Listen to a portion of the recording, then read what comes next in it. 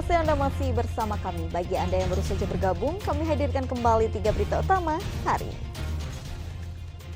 Seorang dukun alternatif di Kabupaten Sukabumi dilukai pasiennya. Pelaku hingga kini masih buron.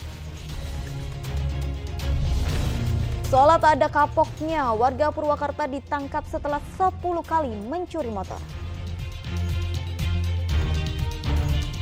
Jelang U17, Federasi Sepak Bola Dunia FIFA cek kesiapan dan kelayakan sejumlah stadion sepak bola di Jawa Barat.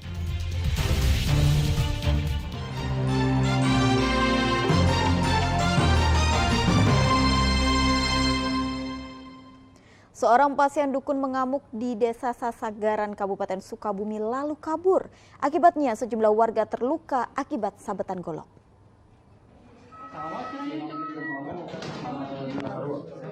Gambar amatir warga menunjukkan seorang lansia 80 tahun yang tengah ditangani karena digorok pasiennya saat berobat di rumahnya. Selain Emik Hamami, pelaku juga melukai seorang warga lainnya. Mendapat laporan 2 orang terluka, polisi bersama warga mencari pelaku yang kabur hingga malam hari. Diduga pelaku kabur ke hutan Baros dan Nyalindung dengan masih membawa golok. Warga Kampung Tanah Putih, Desa Sasagaran, Kecamatan Kebon Pedes, Kabupaten Sukabumi tak tinggal diam. Mereka resah karena pelaku belum tertangkap. Akhirnya mereka memutuskan untuk mencari pelaku. Pencarian pelaku ke pinggir sungai hingga hutan di Cimandiri. Ada laporan pelaku sempat mengancam seorang ibu. Warga bergegas ke lokasi itu tetapi jejak pelaku hilang. Pencarian si pelaku sampai hari ini pun masih tetap dilaksanakan. Kita bareng-bareng sama pihak kepolisian, Polsek Kebon Pedes termasuk Babin Kaptimas Kebon Pedes pun Desa Sagaran masih dilakukan sampai hari ini. Oke, katanya warga resah Kang, itu gimana Kang? Emang selalu jaga siskambling atau seperti apa Kang? Ya resahnya sih ada ketakutan juga, gitu. Takutnya ada kejadian korban lagi gitu. Jadi warga masyarakat waspada. Polisi pun mencari pelaku hingga ke perumahan kosong di sekitar lokasi. Petugas curiga pelaku bersembunyi di bangunan kosong. Pihaknya juga telah mengolah tempat kejadian perkara di mana kedua korban dilukai pelaku dengan golok. Polisi mengatakan pelaku hendak berobat ke korban yang dipercaya sebagai dukun pengobatan alternatif. Namun saat ditolong, pelaku mengamuk dan melukai korban. Terduga korban dengan pelaku ini lagi memberikan doa kepada pelaku. Lalu kemudian tiba-tiba terjadi penganiayaan seperti itu. Ya, makanya kita masih terus melakukan pendalaman. Yang pertama, kalau korban yang kedua kan? Yaitu saudara Abah Mi.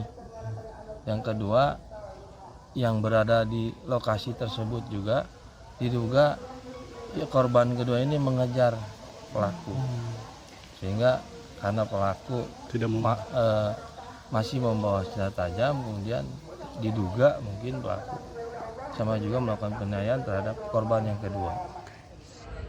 Peristiwa berdarah itu terjadi pada Jumat malam lalu. Pelaku bukanlah warga setempat tetapi warga Panjambangan. Pelaku dibawa keluarganya ke Desa Sasagaran untuk diobati.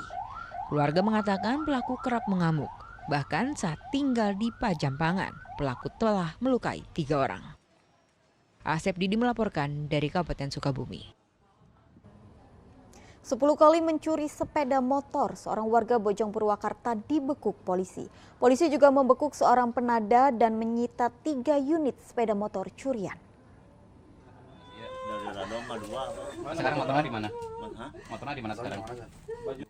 Tersangka Nana Sumarna ditangkap anggota Polsek Bojong Purwakarta di lokasi persembunyiannya di Kampung Kerajaan, Desa Cikeris, Kecamatan Bojong, Kabupaten Purwakarta.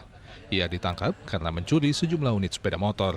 Dari keterangannya, polisi kemudian menangkap seorang penada bernama Igun di Desa Tegal Datar, Kecamatan Manis, Purwakarta. Nana selalu mengincar sepeda motor yang diparkir di halaman rumah korbannya atau di pinggir jalan. Ia sudah 10 kali mencuri sepeda motor di wilayah Kecamatan Bojong dan Wanayasa, Purwakarta. Dari Nana, polisi menyita 3 unit sepeda motor curian yang belum sempat dijual.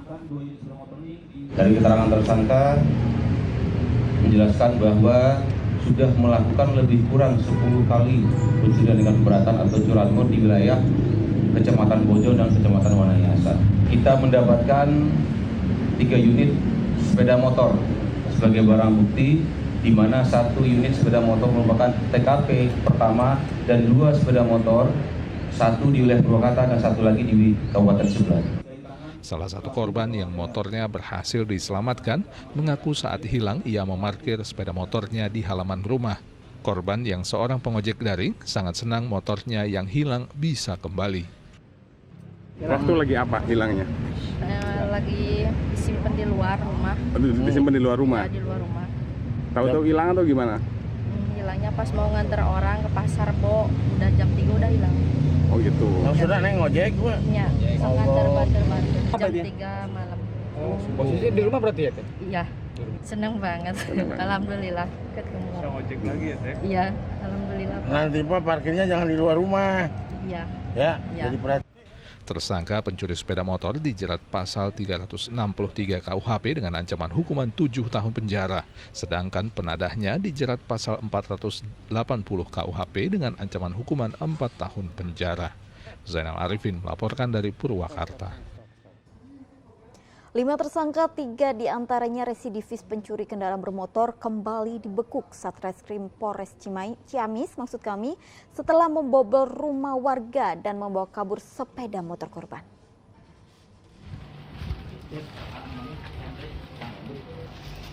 Henry warga Ciamis senang sepeda motor miliknya yang hilang bersama ponsel dan uang tunai di rumahnya saat dibobol maling bisa kembali ia dapatkan. Sepeda motor tersebut didapatkan kembali setelah tim Satuan Reserse Kriminal Polres Ciamis menangkap 5 orang tersangka pencurian sepeda motor. Hilangnya bulan 3.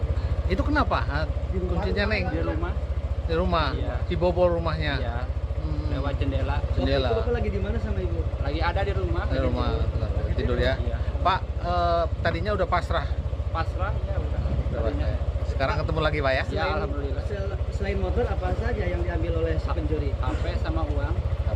Kerugian berapa, Pak? Sekitar 30 juta.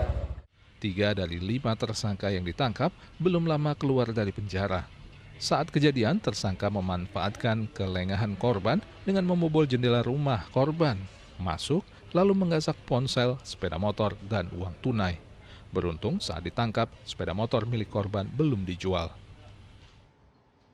3 pelaku merupakan residivis. Dari seluruh barang belum sempat dijual sehingga ditangkap diamankan oleh anggota residivis. Jadi belum sudah diamankan dulu, jadi tidak sempat dijual oleh para pelaku. Kelima tersangka dijerat pasal 362 dan 363 KUHP karena melakukan pencurian dengan pemberatan dan harus kembali mendekam di balik jeruji besi penjara. Eko Setiabudi melaporkan dari Ciamis.